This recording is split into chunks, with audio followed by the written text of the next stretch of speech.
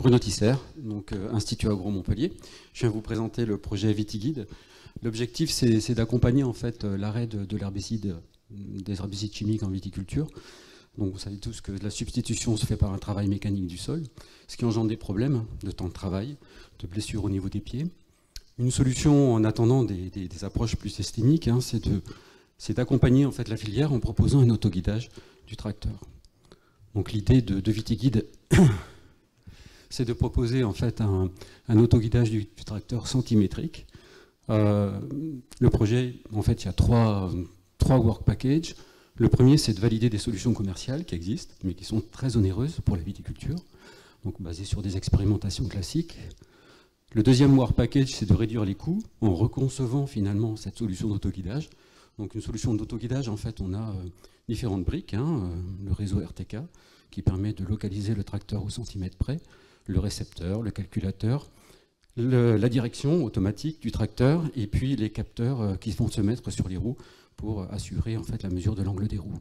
Chacune de ces briques, en fait, on peut la substituer à de l'open source, des outils libres, gratuits, qu'on pourrait imaginer en autoconstruction.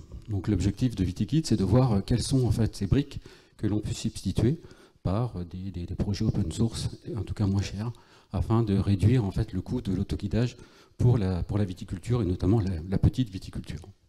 Le troisième work package, c'est l'appropriation de cette technologie par des démonstrations, des fiches et aussi des ateliers de co-construction, puisqu'en fait on sera sur des solutions libres open source qu'il va falloir en fait diffuser.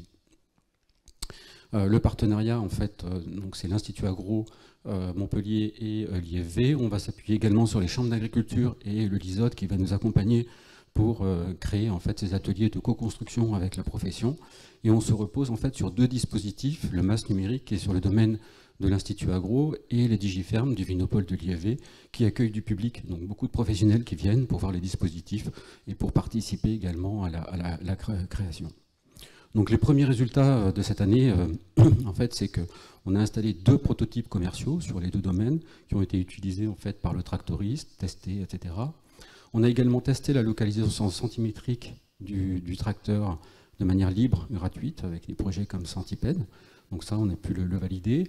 On a créé les premiers ateliers d'autoconstruction avec les viticulteurs, si bien que par exemple, au niveau de la région Occitanie, aujourd'hui, on peut couvrir pratiquement toute la région avec une correction centimétrique gratuite à destination de la viticulture. Et puis on a pu tester, notamment auprès de nos tractoristes, l'adoption de ces objets avec des choses assez contrastées en fonction en fait, des situations. Et puis on a identifié naturellement les limites et les envies de nos tractoristes. Voilà. Merci pour votre attention. Merci beaucoup Bruno.